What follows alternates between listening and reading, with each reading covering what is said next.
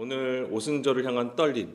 그래서 제가 가로치고 오멜의 개수라는 제목으로 말씀을 나누려고 합니다. 자, 지난 주일에는 부활절로 우리가 하나님 앞에 영광을 올려드렸습니다. 흠도 없으시고 죄도 없으시지만은 죄인들을 대신하여 십자가에 죽으시고 사흘 만에 다시 살아나심으로 죽음을 이기시고 생명의 주로 부활하신 예수님, 그 예수님을 우리는 찬양합니다. 예수님의 십자가는 하나님의 크신 은혜이며 사랑인 것입니다. 하나님의 말씀을 따라 철저히 순종하심으로 모든 말씀을 완전케 하시는 구원을 우리에게 보여주셨습니다.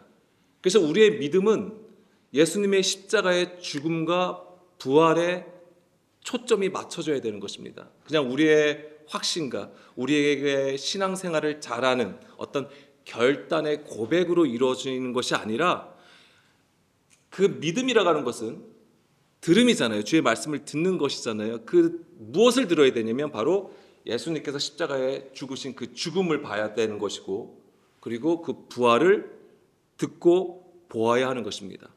그 얘기는 곧 우리의 삶 가운데에 그 죽음과 부활을 경험하여야 한다는 것입니다. 그것이야말로 진정한 믿음을 가진 자로 하나님 앞에 서는 것이지요. 예수님은 그러한 자들을 세우시기 위하여서 하나님의 말씀을 따라 십자가에서 죽으셨던 것입니다. 자, 이 예수님의 십자가의 죽음과 부활은 이스라엘의 절기와 깊이 관련이 되어 있다라고 말씀을 드렸습니다. 그래서 이제 4월 첫째 주부터 계속해서 이 이스라엘의 절기에 대해서 우리가 나눴던 것이고, 그 절기를 나눴던 것은 결국 부활절에 그 초점이 맞춰졌던 거예요. 그래서 우리가 지난 시간에 부활절이었지만 무엇에 대해서 말씀을 드렸습니까? 초실절에 대해서 말씀을 드렸던 것이죠. 그래서 이 초실절이라고 하는 것은 바로 첫 열매를 하나님 앞에 올려드리는 절기가 된다라고 했습니다. 그래서 간단하게 다시 한번 말씀을 드리면, 유월절은 어린 양의 죽음이 있습니다. 근데 이 어린 양의 죽음은 예수님의 죽음과 관련이 되어 있지요. 그래서 이 예수님의 죽음이 무엇인지를, 그리고 부활이 무엇인지를 우리에게 보여준다라고 하는 것입니다. 그것이 바로 무엇입니까? 애굽에서 나오는 것입니다. 그래서 애굽에서 종 노릇하던 이스라엘 백성들을 이끌어내시기 위해서 하나님은 애굽에 재앙을 내리시죠. 특히 애굽 안에 있는 그 마지막 재앙이 무엇입니까? 애굽의 장자들을 죽게 하시는 것이죠. 근데 거기에서 그 죽음이, 애굽의 장자의 죽음을 뛰어넘게 하시는 일이 있었지. 그게 패사, 그게 유월절입니다. 어린 양의 피를 뿌림으로써 바로 죽음의 사자가 그것을 보고 뛰어넘어갔다. 그것이 바로 유월절이었던 것이죠. 그래서 이 유월절이 의미하는 것은 무엇입니까? 바로 좁은 틀, 수고하고 무거운 짐을 지고 있는 상태. 다시 말씀드리면 사람의 것으로부터 해방되어 진리 가운데로 이끌어내심을 얘기하는 거예요. 그것이 바로 유월절이고 예수님께서 죽으신 이유가 바로 그렇다라고 하는 것입니다. 그리고 무교절이 있습니다. 유월절하고 붙어서 곧바로 이어지는 것이 무교절입니다. 무교절에는 무엇을 합니까? 무엇을 먹습니까? 뭐 쓴나물도 먹고 이제는 양고기도 먹는 것이, 어린 양 고기도 먹는 것입니다. 그런데 무교병을 먹는 것입니다. 그래서 무교병을 먹기 때문에 먼저 번에 무교절을 나눌 때의 그 제목이 바로 무교병의 절기를 지키라라고 되어 있던 거예요. 그래서 무교병을 먹고 그 다음에 또 우리가 해야 할 일이 있습니다. 무엇입니까? 집안에 무엇을 제거합니까? 누룩을 제거하는 것입니다. 그래서 이 무교병은 곧 예수님의 말씀이에요. 그래서 달콤한 말, 우리가 듣길 원하고 우리가 바라고 구하는 그 말씀을 얘기하는 게 아닙니다. 오직 예수님의 그 말씀을 얘기하는 것이고, 그것은 바로 율법 안에 숨겨진 본질의 말씀을 얘기하는 것이죠. 자, 누룩은 무엇입니까? 반대로 그것의 반대가 되는 것이 바로 누룩이었던 거예요. 그래서 예수님은 누룩을 뭐라고 하셨냐면 바리새인과 서기관의 교훈, 즉 사람의 계명이고 가르침이라고 했습니다. 이것을 반드시 집 안에서 제거해야 하는 것이죠. 그 집이라고 하는 것은 무엇을 얘기합니까? 성전이고 그것은 곧 우리를 얘기하는 거예요. 그래서 우리 안에 사람의 계명을 제거함이 반드시 있어야 된다라고 하는 것입니다. 그것이 바로 유월절 어린 양이 죽음으로써 그것이 또한 이루어진다라고 하는 것이죠. 그래서 누룩을 제거한다는 것은 사람의 계명을 따르지 않고 하나님께서 율법 안에 숨기신 그 본질을 깨달아 행하는 것을 말하는 것입니다. 그것이 우리가 잘 알고 있는 것처럼 에베소서 2장 14절 15절 말씀, 골로새서 2장 14절 말씀이에요. 그런데 에베소서 2장 14절 말씀을 잠깐 보겠습니다. 다시 한번 우리가 한번 볼게요. 그는 우리의 화평이신지라 둘로 하나를 만드사 원수된 것 곧 중간에 막힌 담을 자기 육체로 하시고. 이 중간에 막힌 담이 무엇입니까? 장로들의 전통과 유전이에요. 사람의 계명으로 얘기하는 것입니다. 그리고 15절에 법조문으로 된 계명의 율법이라고 하는 것이죠. 이게 바로 사람의 계명이죠. 이것을 폐하셨다라고 하는 거예요. 무엇으로요? 예, 십자가로. 십자가의 죽으심으로써 이것을 폐하셨다라고 하는 겁니다. 그래서 예수님의 십자가의 죽음은 우리의 죄를 사하신 것이죠. 예, 우리의 죄를 사하시고 우리를 구속하심으로 우리를 구원하신 그 역사가 됩니다. 근데 여기서 죄를 사하였다고 했을 때 그 죄라는 것은 무엇입니까? 성경에서 죄는 무엇입니까? 예, 하나님의 뜻에서 벗어난 것을 얘기하는 겁니다. 하나님의 말씀에서 벗어나 자기의 뜻대로 자기의 길로 행하는 것이 죄가 되는 것이지요. 그것이 바로 하나님과 원수가 됐다고 하는 거예요. 하나님과 원수가 되는 것은 바로 육신의 생각이라고 하는 것입니다. 그것이 아무리 도덕적으로 윤리적으로 옳다 하더라도 하나님의 말씀의 본질에서 벗어난다면 그것이 바로 죄가 되는 것이고, 예수님의 십자가는 그것을 완전히 깨트리시는 역사였던 거예요. 그래서 반드시 우리 안에 그 누룩을 제거함이 있어야 되는 것이고, 그래서 이 예수님의 십자가는 철저히 자기를 부인하고 모든 율법을 완전케 하시는 하나님의 사랑이었고 은혜의 역사가 되는 것입니다. 그래서 예수님은 철저하게 그 말씀에 순종하심으로써 섬김을 받기 위해서 오신 것이 아니었습니다. 예, 하나님의 아들이시고 그리스도이심에도 불구하고 섬김을 받기 위해서 오신 것이 아니라 오히려 섬기기 위해서 오셨다고 했어요. 그래서 예수님께서 보여주신 섬김은 무엇이었습니까? 예, 그것이 바로 십자가의 죽음이었던 것입니다. 사랑이었던 거예요. 성경에서 말하는 사랑은 무엇입니까? 계명을 지키는 것이죠. 계명을 지키는 것이 하나님을 사랑하는 것이었습니다. 그 길로 행함이 바로 십자가의 길이었던 것이죠. 그리고 이 유월절과 무교절의 기간 중에 첫 안식일 이튿날에 지키는 것이 무엇입니까? 그것이 바로 초실절이 되는 거예요. 그래서 거기서는 이제 열매를 하나님 앞에 드리는 것이 있다라고 하는 것입니다. 그래서 초실절은 첫 열매를 하나님 앞에 감사해서 드리는 것을 얘기하는데, 성경에서 고린도전서 15장 20절 말씀에서는 그 첫 열매가 바로 누굽니까? 예, 예수 그리스도를 얘기하는 것이죠. 그래서 첫 열매는 죽은 자 가운데서 다시 살아나신 예수 그리스도를 가리키고 있는 것입니다. 그래서 6월절에는 보리, 그리고 이제는 오순절에는 이제는 밀을 이제 추수하게 되는 것이죠. 자, 그러면 이제 초실절을 우리가 지냈어요. 그래서 지난 주에 이 초실절에 대해서 나눴고, 그러면 이제는 어디로 향해 갑니까? 다음에 나오는 절기가 뭐예요? 예, 그렇습니다.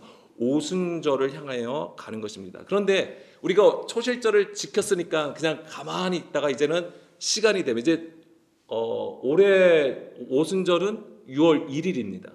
6월 달이에요. 6월 1일인데 그러면은 6월 1일 때 돼서 이제는 또 초실절 오순절이 가까이 오네. 그럼 이제 오순절을 지킬 준비를 해야지 하면 되는 거예요? 아니에요. 굉장히 중요한 것이 있습니다. 뭐냐면 오늘 제목에서도 보았듯이 오멜의 계수가 있어요. 이 오멜의 계수의 기간을 지나야 된다고 하는 것입니다. 그것이 성경에서 명칭하는 것이 무엇이냐면 바로 77절이라고 하는 것입니다. 77절. 77절 딱 그러니까 생각나시죠? 77에 49일, 49일 그리고 그 다음 날이 바로 이제 오순절이 되는 것입니다. 실제로 제가 한번 우리가 지금 쓰고 있는 달력을 한번 세봤어요. 이게 49, 50일째 되는 날이 6월 1일인가? 근데 아니에요. 달라요. 43일로 나옵니다. 우리가 쓰는 달력하고 유대인들이 쓰는 달력하고는 달라요. 약간 좀 차이가 있습니다. 그러니까는 그렇게 계산이 된 거는 이제 유대력을 기초로 해가지고 우리로 이제는 전환했을 때에 바로 오늘 우리가 보는 달력은 이제 6월 1일에서 이제 3일, 그때가 바로 이제 오순절이 되는 것입니다. 자, 그런데 이제는 중요한 건 여기서 뭐냐면 왜 우리가 이런 개념이 이제는 약하냐면 우리가 생각하는 오순절의 그림이 있습니다. 우리가 생각하는 오순절은 어떠하죠? 사도행전 2장, 그러니까 사도행전을 통해서 보게 되면 오순절에는 무슨 일이 일어나는 거예요? 가장 먼저 성령님이 강림하시죠. 그러면 어떤 현상들이 일어납니까? 방언도 하게 되고 능력도 행하게 되고 이제 이런 것들로 우리는 이제는 성령 강림절로 이제는 깊게 이해하고 생각을 하고 있는 것이지요. 그리고 물론 그 일로 인하여서 이 오순절에 이제 성령이 임하심으로써 이제 교회가 탄생이 되고, 교회가 이제 탄생이 되고 이제 복음의 증인들이 세워지는 역사가 일어나게 되는 것이죠. 그래서 이제 사도행전을 보면 굉장히 신이 나요. 왜냐하면 막 예수 그리스도의 이름으로 막 명하여 막 아픈 자들이 일어나고 감옥이 막 열리고 전도를 하니까 막 사람들이 막 예수님을 믿고 막 이런 일들이 너무 많으니까 이제 사도행전을 보면 너무나도 이제 신나는 것이죠. 이제 그런 그림들을 가지고 있습니다. 그런데 절기로 이해하기보다는 좀 전에도 말씀드린 것처럼 성령 강림절로 많이 이해를 하고 있다라고 하는 것이죠. 오순절에 대해서. 자, 우리는 그렇게 이해를 하고 있고요. 그 유대인들은요. 유대인들은 이 오순절을 어떻게 생각을 할까요? 그들도 하나님의 영이 임하는 것을 알아요. 그들도 뭐 그냥 하나님만 막 이렇게 성전에서 막 제사 드리고 예배 드리고 그것만 있는 게 아니에요. 그들도 하나님의 영이 임하는 것을 알고 있어요. 근데 그들은 초점을 뭐에 맞추고 있냐면 시내산에서 율법을 받은 그 날이 바로 오순절이라고 하는 것이죠. 그들은 그렇게 이해합니다.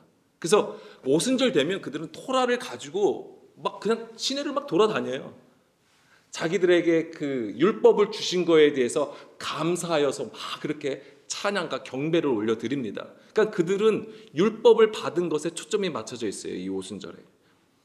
그래서 그 율법을 받음으로써 그들이 이제 하나님의 백성으로 삼으신 것.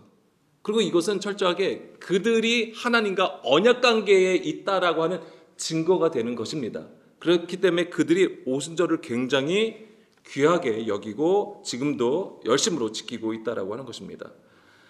근데 우리가 이제 생각해야 되는 것은 이 성령 강림과 이 율법을 받은 것은 전혀 무관한 상관없는 일이 아니라고 하는 것이죠. 매우 밀접하게 관련되어 있다라고 하는 것입니다. 요한복음 14장 26절 27절 말씀에 보게 되면 보혜사 곧 아버지께서 내 이름으로 보내실 성령 그가 너에게 모든 것을 가르치고 내가 너에게 말한 모든 것을 생각나게 하리라.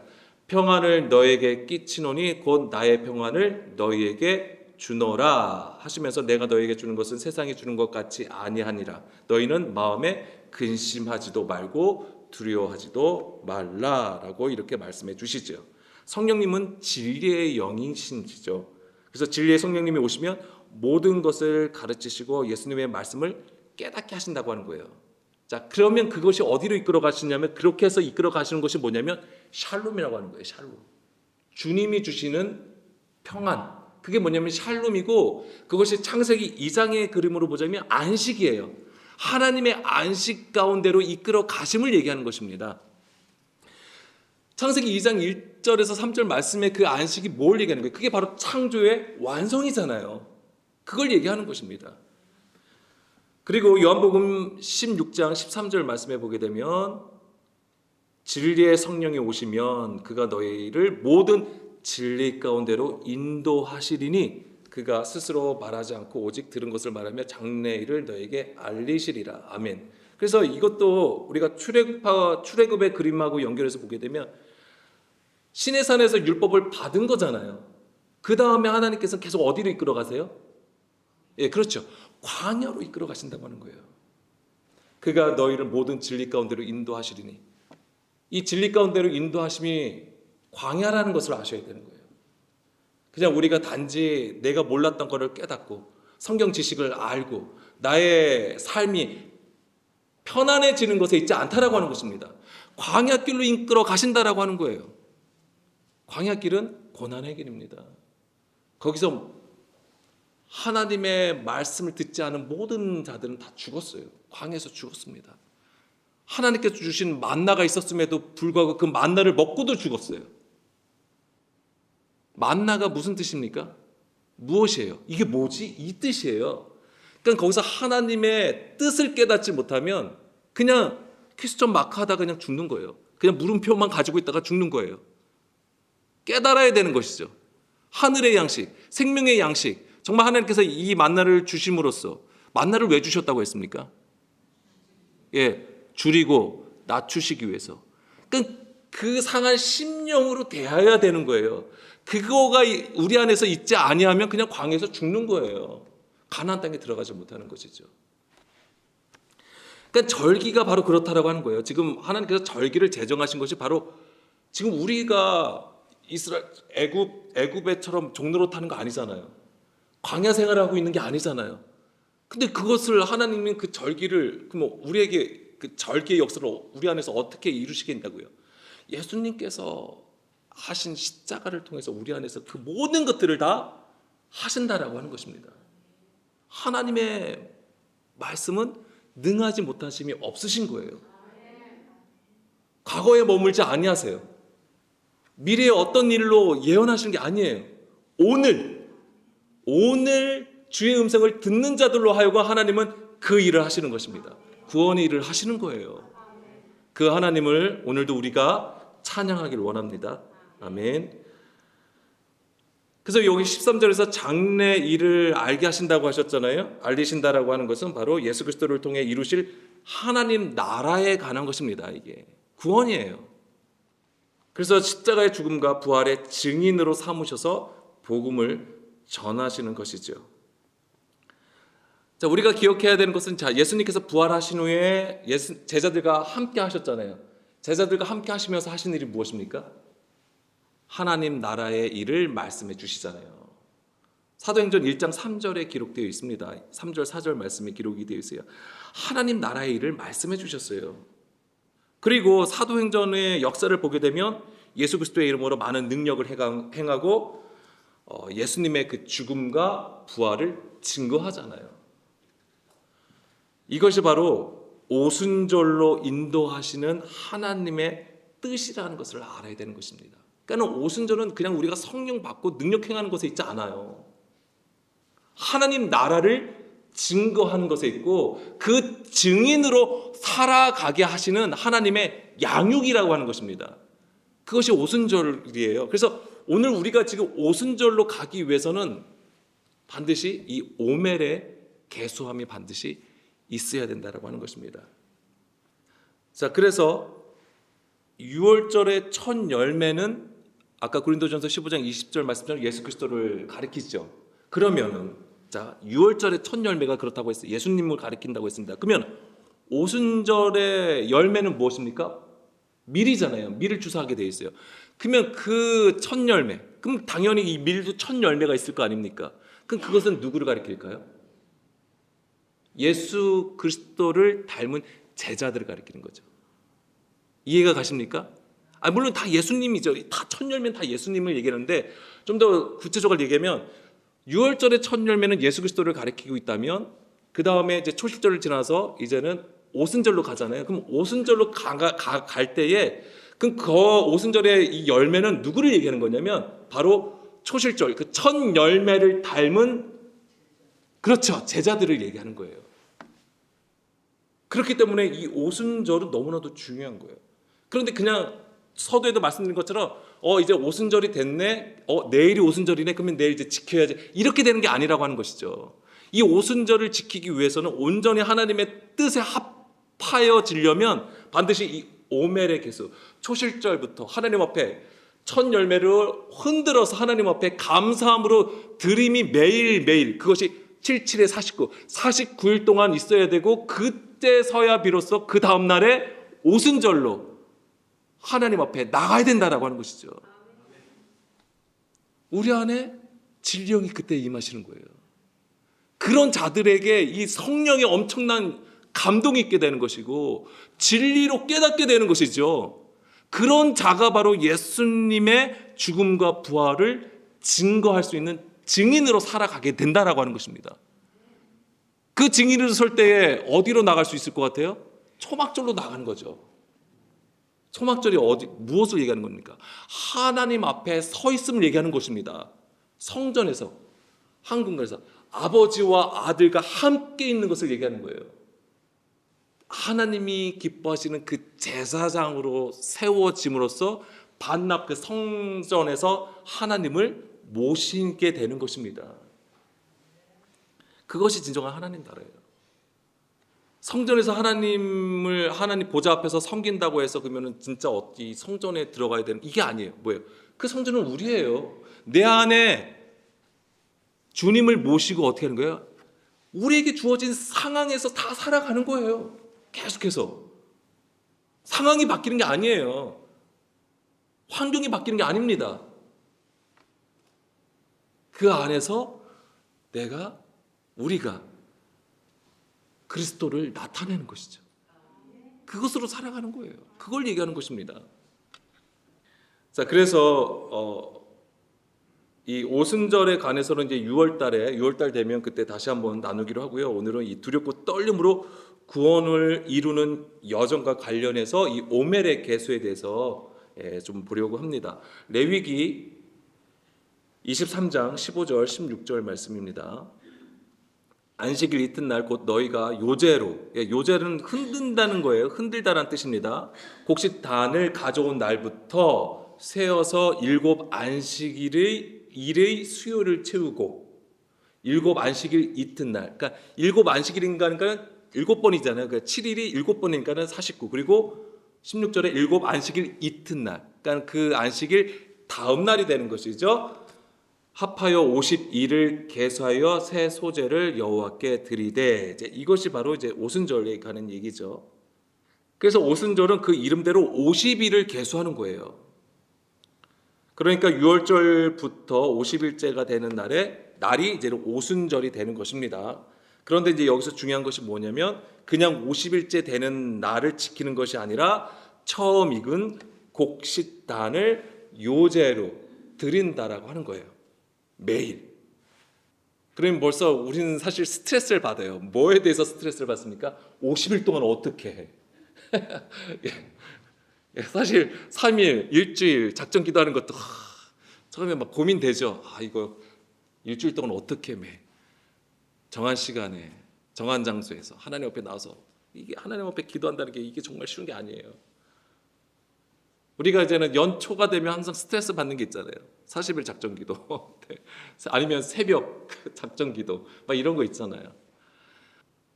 우리가 그런 생각이 드는 것은 왜냐하면 아직까지 우리가 육신의 생각을 가지고 있기 때문에, 우리의 연약함을 가지고 있기 때문에 그렇습니다. 그것을 제가 부정하지 않습니다. 힘들죠. 당연히 어렵습니다. 그리고 하더라도 대부분 넘어져요. 어떻게 넘어지냐면 형식적으로 행하게 되어 있어요. 정말 진심을 다해서, 중심을 다해서 하나님 앞에 나간 것이 어느 순간에 초심을 잃어버린다고 하죠.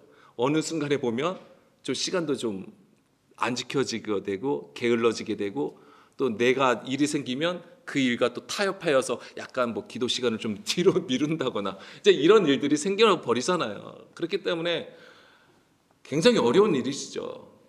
그렇지만 이제 제가 미리 말씀을 드리면 우리가 매일 하나님 앞에 요제로 선다라고 하는 것은 두렵고 떨림 가운데 하나님 앞에 그 구원을 구하는 것입니다. 말씀 앞에 엎드리고 1분이라도 5분이라도 정말 그 마음을 다하여서 하나님 앞에 엎드리는 심령이 되는 것이죠. 상한 심령이 되어야 된다고 하는 것입니다. 초점은 거기에 있어요. 하나님이 기뻐하시는 상한 심령이 되는 것에 있는 것입니다. 그렇다고 그것을 이용하시면 안 돼요. 정말 마음을 다하여서 그 일을 행해야 되는 것이죠. 오늘 우리에게 주신 양식을 따라서 반드시 순종함으로 하나님 앞에 서야 된다고 하는 것입니다. 그래서 반드시 처음 익은 곡식단을 요제로 드리는 것이 있어야 되는 것이죠. 신명기 16장 9절에서 11절 말씀이죠.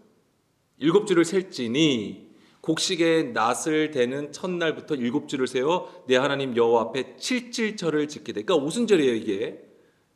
이게 아까 이제 7 안식일을 지키는 것에 의해서 이 칠칠절이라는 명칭이 나온 거죠. 내 하나님 여호와께서 내게 복을 주신 대로 내 힘을 헤아려 자원하는 예물을 드리고 너와 내 자녀와 노비와 내 성중에 있는 레위인과 및 너희 중에 있는 객과 고아와 가부가 함께 내 하나님 여호와께서 자기의 이름을 두시려고 택하신 곳에서 내 하나님 여호와 앞에서 즐거워할지니라. 아멘.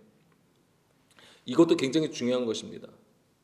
그러니까 모든 자가 즐거워 하나님 앞에 드리는 거예요. 그런데 이것도 아무 데서나 드리는 게 아니에요. 반드시 여호와께서 자기 이름을 두시려고 택하신 곳이어야 되는 것입니다. 이게 표면적으로는 어디예요? 이 장소가? 아니 표면적으로. 그러니까 성전이죠. 성전에 그래서 모든 이들이 절기 때마다 흩어져 있던 유대인들이 다 어떻게 하는 거예요? 절기 때마다 예루살렘 성에 가는 거예요. 예루살렘에 올라가는 거예요. 이것 때문에. 왜? 거기에 성전이 있기 때문에. 그렇지만은 예수 그리스도를 통하여 우리가 깨닫는 것은 무엇입니까? 그 성전은 바로 우리라고 하는 것이죠. 예수님이 십자가에 죽으심이 바로 우리로 하여금 하나님이 거하시는 처소로 세우시기 위해서 바로 예수님께서 십자가에 죽으셨던 거예요. 그러니까 그 뜻을 반드시 깨달아서 우리가 하나님이 거하시는 처소로 세워짐이 있어야 되는 것이죠. 그렇기 때문에 우리 안에 십자가를 세워야 돼요. 십자가를 가지고 있어야 되는 것이고, 그리고 그 십자가를 가진 자가 무엇을 얘기하는 거예요? 그리스도와 함께 십자가에 죽었다고 하는 거잖아요. 그는 반드시 그리스도가 그 안에 계신다고 하는 거예요. 그게 부활이에요. 내가 정말 죽었다가 살아남도 부활이겠지만, 표면적인 부활이지만은 성경에서 말하는 부활은 우리 안에 그리스도가 계시는 것이 바로 부활이라고 하는 것입니다. 그래서 예수 그리스도께서 이끌어 가시는 그 하나님의 뜻을 따라서 가는 것이 바로 부활의 삶이라고 하는 것이죠. 그런 자가 1명, 2명, 3명씩 한 명 있고 또 한 명 있다고 생각을 해보세요. 놀라운 일이 일어나는 것입니다. 그 한 사람이 먼저 우리 각 사람이 그 한 사람으로 세워지길 원합니다. 또한 우리 가정에 그 한 사람이 세워지길 원합니다. 우리 교회에 그러한 사람이 세워지길 원합니다. 그러한 자가 하나님께서 허락하신 그 모든 상황 속에서, 모든 환경 속에서 그 한 사람을 통하여 하나님은 하나님 나라를 세우시는 것입니다. 아멘. 그게 바로 사도행전이에요. 사도행전의 역사는 지금도 이루어지고 있는 것입니다. 예수님이 오시기 전까지 계속 그 일은 일어나는 것이죠. 자, 여기서 보게 되면 다시 9절로 보겠습니다. 9절. 9절로 보게 되면 여기서는 없네요. 원래 이제 보리단을 드리게 되는 것이죠. 보리단 한 단을 이제는 이제 요제로 계속 드리게 되는 것이고, 그래서 이제 중요한 것은 뭐냐면 이 기간에 보리를 거두어서 밀의 그 첫 열매를 거두기까지의 기간이 되는 거예요. 이 77절이. 이제 이 77절 49일 동안은 뭐가 되냐면 이제 보리를 거두는 거잖아요. 처음에 이제 보리를 거둬서 그걸로 계속 하는 거예요. 근데 그게 언제까지 이루어져야 되냐면 밀의 첫 열매를 거두기까지. 그래서 이제 오순절에 그 밀의 첫 열매로 이제 하나님 앞에 드리게 되는 것이죠. 그래서 오순절로 나가기 위해서는 반드시 이 49일간의 요제가 필요하다라고 하는 거예요. 49일 동안 하나님 앞에 요제로 드리는 것이 바로 이제 필요한 것인데, 이 기간이 매우 중요한 이유는 좀 전에도 말씀드린 것처럼 우리가 예수님의 형상을 닮는 성장의 기간이 되기 때문에 그렇습니다. 그러니까 성장하는 거예요. 하나님께서 그 기간 동안 그냥 가만히 있어서 너희들이 나한테 잘하나 못하나 그걸 보시려고 하는 게 아니에요. 그 기간은 우리가 하나님 앞에 나아가는 성장의 기간이 된다라고 하는 것입니다. 그 얼마나 중요하겠어요.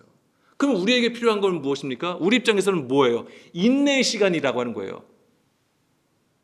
우리에게 오늘 주시는 그 말씀이 그냥 달콤할까요? 달콤하기만 할까요? 아니에요. 우리 안에 육신이 있다면, 우리 안에 불법과 죄성이 있다면 어떻게 되겠어요? 그거를 깨뜨리시고 심판하시겠죠. 상처를 입게 되는 거죠. 그 상처를 입었다고 해가지고 우리가 그냥 확 쓰러지고 심판받고 완전히 그냥 나락으로 떨어지는 게 아니죠. 하나님은 또한 그 말씀으로 상처 입은 것을 어떻게 하십니까? 예, 치료하시는 거예요. 그래서 새 살이 돋게 하시고 일으켜 세워주신다고 하는 거예요. 그런 자가 성장하는 거예요. 아무 일도 없이 그냥 가만히 나한테 별 일이 없네. 그래, 나 하나님 앞에 지금 사랑받고 있어. 이게 아니에요. 하나님은 사랑하는 자녀를 위해서 무엇을 드신다? 채찍질을 하신다라고 하는 거예요. 사생자가 아니라고 하는 것입니다. 우리는. 그래서 우리에게 필요한 것은 바로 그 인내가 필요한 것이죠. 그래서 바로 이 성장의 시간, 이 49일이라는 이 성장의 시간은 곧 우리에게는 인내의 기간이 된다라고 하는 것입니다. 참고 견뎌야 되는 것입니다. 참고 견딘다고 했을 때 우리가 아픈 것을 억지로 참으라는 얘기가 아닌, 그런 얘기가 아니에요. 뭐냐면 무교병을 먹어야 된다고 하는 거예요. 맛이 없어도 써도 그것을 먹을 수 있어야 된다고 하는 것입니다. 근데 우리는 대부분 내가 좋아하는 말, 달콤한 것, 이거 찾아다녀요. 이거 듣기 원하는 것이죠. 자, 예수 그리스도의 형상을 담는 제자가 되기를 소망하는 바로 영적 시간이라는 것을 우리가 반드시 깨달아야 되는 것이지요. 그래서 어린 양의 피를 흘리고 누룩을 제거한 선행에 이어서 옛사람을 벗어버리고 가난한 심령으로 주님 앞에 서게 하시는 시간이 되는 것입니다. 그렇기 때문에 너무나도 중요한 거예요. 이게 바로 오멜의 계수라고 하는 것입니다. 이게. 그래서 이 오멜의 계수를 통하여 오순절에 이르러야 되는 것이죠. 그래야지 우리가 오순절의 참 의미를 깨닫고 우리 안에 놀라운 오순절의 역사가 있게 되는 것이고, 사도들이 보여줬던 그 놀라운 하나님 나라와 복음의 증인의 삶으로 살아간 것처럼 또한 우리가 오늘 우리에게 허락하신 모든 곳에서 그 복음의 증인으로 살아갈 수 있는 것입니다. 그렇기 때문에 이 오멜의 계수, 예전에 오멜의 카운팅이라고 했었죠. 그런 것이 굉장히 필요한 것입니다. 유월절과 무교절에 이어서 초실절에서 이제 시작된 이 요제를 오순절까지 다다르게 하는 배경이 바로 광야라고 하는 것입니다. 광야예요, 광야. 그래서 오순절의 배경이 되는 것이 바로 출애굽한 이스라엘 백성들이 시내산에서 율법을 받은 것이 되는 겁니다. 그런데 우리가 이제 안타까운 게 무엇입니까? 시내산에서 하나님께서 이스라엘 백성들을 만나시잖아요. 그런데 이스라엘 백성들은 어떻게 됐습니까? 하나님 앞에 나가지 못하죠. 그 말씀을 받지 못해요. 오직 모세만이 하나님 앞에 서고 그 말씀을 받게 되잖아요. 우리가 소망하는 것은 단지 우리가 예수님을 믿고 교회 생활하는 것에 있지 않다라고 하는 것입니다. 반드시 모세와 같이 주님 앞에 서는 것이 반드시 있어야 되는 것입니다. 그게 유대인들에게는 굉장히 중요한 게 뭐였냐면 약혼한 날이라고 하는 거예요. 율법을 받은 것은 언약이잖아요. 언약 백성이 된 것이고, 이것이 바로 하나님이 뭐예요? 신랑이 되는 것이죠. 우리가 신부가 되는 거예요. 그래서 약혼한 관계를 얘기하는 거예요. 그런 상태에서 뭐 하는 거예요? 가나안 땅, 하나님께서 약속하신 그 지경으로 이끌어 가시는 것이었습니다. 그래서 이제 출애굽이라고 하는 것은 단지 우리가 실제적인 사건으로 보고 있는 것이지만 바로 육신의 옷을 벗어버리고 이제 영적 자유함을 얻기 위한 출발이었던 것이었습니다. 출발. 오늘 우리에게는 예수님께서 십자가에 죽으심으로써, 그 죽으심을 우리가 고백함으로써, 고백한다는 것은 그냥 말로 시인한다는 얘기가 아니에요. 진정으로 예수 그리스도를 나의 구주로 시인함, 호몰로게요. 뭐예요? 동일한 말씀을 우리 안에 반드시 가지고 있음을 얘기하는 것입니다. 그것이 있어야지만이 비로소 우리가 하나님의 언약 백성으로, 그 언약 안으로 들어갈 수 있다라고 하는 것입니다. 그렇기 때문에 반드시 오순절로 나가야 돼요. 왜냐하면 그 오순절에 성령님께서 우리를 진리 가운데로 이끌어 가셔야 되기 때문에 그래서 반드시 필요한 것입니다. 지금 우리 교회를 지금 오늘날 교회를 뭐라고 합니까? 광야교회라고 하잖아요. 광야교회라고 하는 것입니다. 예수님의 십자가 사건 이후에 신랑 예수님을 맞이하기 위한 바로 신부 단장의 때라고 하는 거예요. 우리가 지금 광야를 걷는 것은 왜 걷는 거예요? 단장에, 그러니까 그게 우리를 줄이고 낮추시게 하는 거잖아요. 그래서 하나님의 입에서 나오는 모든 말씀으로 살아가는 주의 백성으로 삼으시는 건데 그게 뭐냐면 그 과정이 뭐냐면 신부 단장을 시키시는 거예요. 그게 바로 오멜의 계수라고 하는 거예요. 오멜의 계수가 가진 의미가 되는 것입니다. 자, 레위기 23장 다시 15절로 돌아가면 여기 보면은 곡식단이 나오죠. 곡식단. 요제로 곡식단을 가져온 날부터. 곡식단이 바로 오멜이에요. 이게 오멜. 곡식의 단을 얘기하는 것입니다. 뭐예요? 곡식 있으면 이제 묶는 거죠. 하나로 묶는 걸 얘기하는 겁니다. 그래서 이 오멜이라는 단어는 아마르라는 단어에서 나온 거예요. 묶어서 쌓아 올리다요. 묶는 거예요. 그래서 묶었다는 얘기는 곡식을 모은다는 것이죠. 모아서 묶은 걸 얘기하는 것입니다. 그리고 그것을 쌓아 올리는 거예요. 이렇게. 그런데 여기에 재밌는 뜻이 있습니다. 뭐냐면 응징하다라는 뜻을 가지고 있어요. 여기에. 나중에 한번 찾아보세요. 이 아마르라는 단어가 이 오멜인데 곡식단인데 여기에는 동사로도 보게 되면 묶어서 쌓아 올리다라는 뜻이 있고 그 다음에 여기 응징하다라는 뜻을 가지고 있어요. 그러면 왜 이 개념이 있을까? 왜 응징하다라는 것은 무엇을 의미할까? 뭐냐면 응징한다는 것은 뭐냐면 아까 곡식을 묶어서 어떻게 한다고 그랬죠? 쌓아 올린다고 했죠. 그걸 얘기하는 거예요. 그러니까 쌓아 올리면 어떻게 된 거예요? 누른다는 개념이 있는 거예요. 누르는 것을 얘기하는 거예요.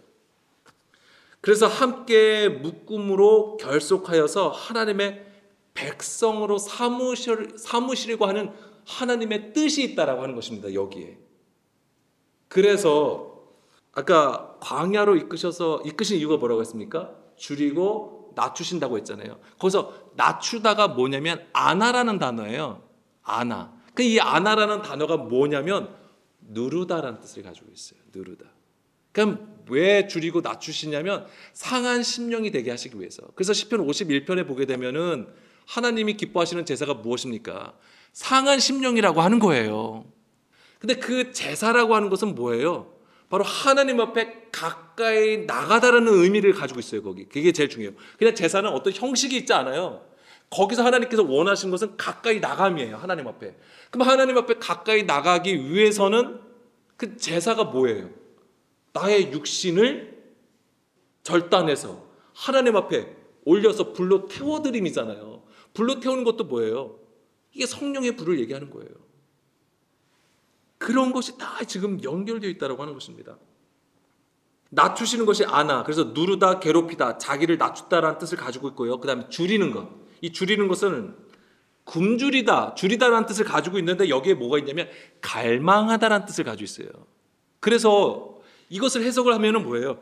우리를 낮추셔서 우리를 고난의 길이잖아요. 그 광야길이 고난의 길이라고 하는 것이죠. 그러니까 뭐예요? 우리를 괴롭히시는 거예요. 그냥 괴롭히는 게 그냥 심심해서 괴롭히는 게 아니죠. 뭐 때문에? 애굽으로 돌아가려고 하는 우리 그 육신의 것을 계속 뭐 하시는 거예요? 괴롭히시는 거예요. 그리고 줄이게 하신다. 뭐예요? 하나님의 오직 만나만을 먹게 하는 거예요. 그래서 거기 애굽에서 생선도 먹고 부추도 먹고 고기도 시컷 먹었는데 근데 뭘만 주시는 거예요? 하나님은? 예, 만나를 주시는 거예요. 물론 메추라기를 주셨죠. 근데 메추라기를 먹은 자들은 다 죽어요. 만나를 주신단 말이에요. 그러니까 뭐예요? 계속 그래서 뭐냐면 계속 상한 심령으로 만들어서 하나님의 것을 계속 갈망하게 만든 거예요. 하나님의 것을 구하고 찾고 원하게 만드는 거예요. 하나님은 그런 심령이 되게 하는 거예요. 그래서 세상 것을 보지 않고 애굽의 것을 보지 않게 하시고 오직 하나님의 것, 하늘의 것만 찾게 만드시는 것이 바로 광야였던 것입니다. 그래서 광야에서 주셨던 것이 바로 이제 만나였고, 그래서 이 오멜의 계수라고 했잖아요. 이 오멜이라는 단어가 처음 어디서 나오는 거냐면 출애굽기 16장 16절 말씀이에요. 만나를 주셨을 때 하나님께서 하신 말씀이잖아요. 여호와께서 이같이 명령하시기를 너희 각 사람은 먹을 만큼만 이것을 거둘지니 곧 너희 사람 수요대로 한 사람의 한 오멜씩 거두되 각 사람이 그의 장막에 있는 자들을 위하여 거둘지니라 하셨느니라. 아멘. 여기서 뭐냐면 하나님께서 만나를 주셨는데 하나님께서 정하셨어요. 너희 각 사람 수요대로 한 사람의 한 오멜씩. 여기서 오멜이라는 단어가 처음 쓰이게 되는 거예요. 그러니까 이게 뭐냐면 실제적으로 애굽에서 나왔잖아요. 애굽에서 어린 양의 죽음을 통해서 애굽에서 나왔잖아요. 그게 유월절이에요. 그리고 명령하신 게 누룩을 제거하라고 했잖아요. 그게 무교절이에요. 무교병을 먹게 하셨고 그 다음에 초실절을 지키고 그다음에 오순절을 지켜야 되잖아요. 그러면 이게 뭐냐면 이 말씀 지금 출애굽기 16장 16절 이것이 바로 오순절이 되는 거예요. 그러니까는 오순절을 지키기 위한 오멜의 개수가 된다라고 하는 거예요. 이 얘기가 출애굽기 16장 16절. 하나님이 만나를 주시고 이 만나는 매일 주시잖아요. 하나님께서 정하신 양을 주셨고 하나님께서 만나를 주셨고 반드시 각 사람은 한 오멜씩만 먹어야 되는 거예요. 더도 덜도 아니에요. 꼭 한 오멜씩을 하나님께서 정하셨단 말이에요. 이게 뭐냐면 이게 바로 오멜의 개수가 된다라고 하는 거예요. 광야를 행하는 이스라엘 백성들이 지키게 되는 바로 오멜의 개수. 그래서 오순절을 향하여 나가게 되는 것이죠. 그래서 광야의 여정은 하나님께서 약속하신 그 가나안 땅으로 인도하시는 연단의 과정이었던 것이고 이스라엘 백성들에게는 말씀에 순종하는 믿음의 인내가 필요했던 시간이었던 것입니다. 자, 이 만나만 잠깐 간단하게 말씀을 드릴게요. 자, 민수기 11장 7절. 만나는 가시와 같고 모양은 진주와 같다라고 했습니다. 그래서 가시라고 하는 것이 가드예요, 가드. 이제 이게 뭐냐면 씨라는 뜻이에요. 근데 씨인데 절단이라는 의미를 가지고 있어요. 절단. 그래서 이 절단이라고 하는 것은 어떤 단어에서 왔냐면 가다드. 그러니까 이게 왜 그러냐면 군집하다, 모이다, 회집하다, 그 다음에 상처를 입히다라는 뜻을 가지고 있어요. 그냥 어떤 모양으로만 우리가 이해할 게 아니라 이 단어가 가진 의미들을 좀 생각할 필요가 있어요. 상처를 입히다, 깊은 상처를 입히다라는 뜻을 가지고 있고요. 그리고 이 가시와 같다라고 하는 것은 이 만나를 먹는 자들이 뭐예요? 하나님의 백성이 된다라고 하는 거예요. 하나님의 백성이라고 하는 거예요. 여기 왜냐면 군집하다라는 뜻이죠. 모이게 하시는 거예요. 그리고 진주는 베돌라흐.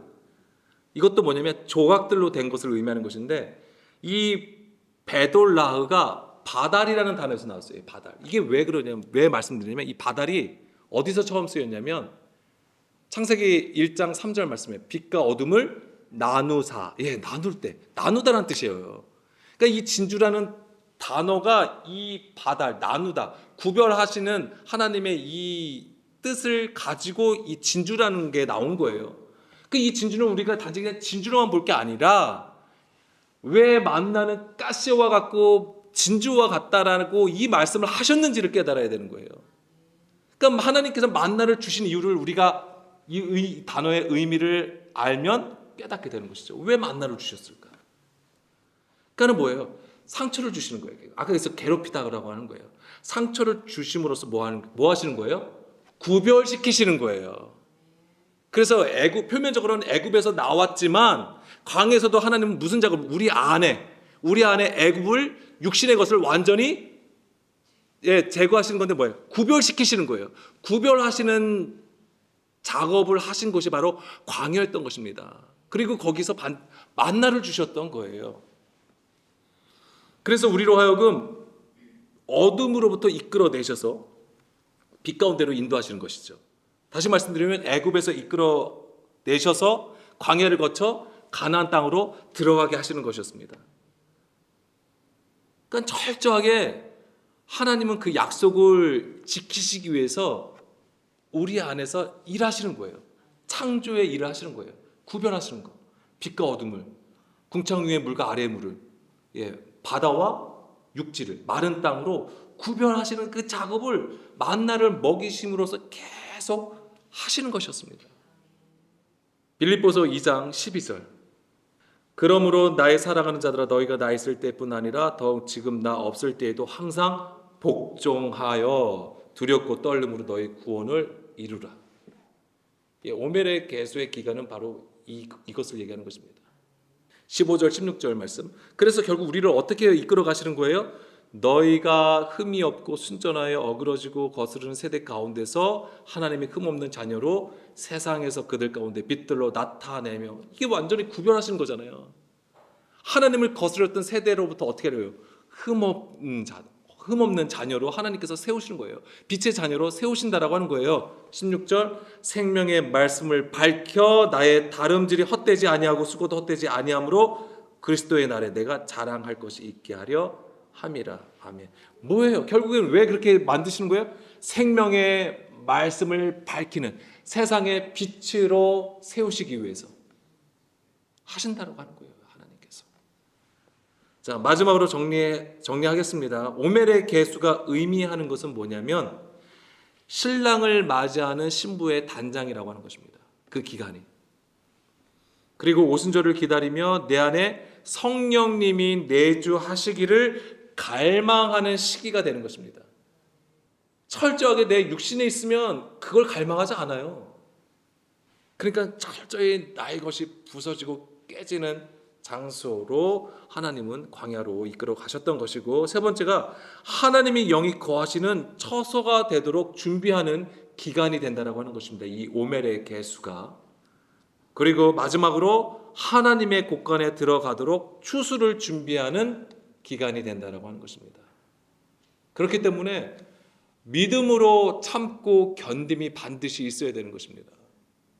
근데 이것도 내 의지로 할 수가 없어요. 며칠은 할 수 있겠죠. 기도 시간 정해놓고 장소 정해놓고 열심히 잘할 수 있어요. 그렇지만 내 의지로 하면 결국엔 그것도 흐지부지하게 되어버려요. 그러니까 철저하게 우리가 집중해야 되는 것은 내가 이것을 하느냐 마느냐가 아닙니다. 뭐예요? 오늘도 나의 모든 것을 내려놓고 주님이 하시기를 원하는, 내가 아무것도 할 수 없는 자라는 거, 죄인이라는 거, 죄와 허물로 여전히 주님 앞에 있는 자라는 것을 고백하면서 주님이 하실 수 있다라는 그 침묵 속에서 하나님의 그 음성만을 듣기를 원하는, 그 세미한 하나님의 음성을 듣기를 원하는 그 갈망함, 그것을 가지고 주님 앞에 서는 것, 그것이 우리에게 필요한 시기인 것입니다. 자, 오늘 하나님의 구원과 인도하심을 구하는 우리의 신앙의 자세가 중요한 때인 것 같습니다. 오멜의 계수의 의미를 마음속 깊이 깨달아 예수 그리스도를 통해 이루시는 구원의 완성이 우리 안에서 이루어질 수 있도록 구원의 여정과 믿음의 인내로 주의 길로 나가기를 간절히 소망합니다. 아멘.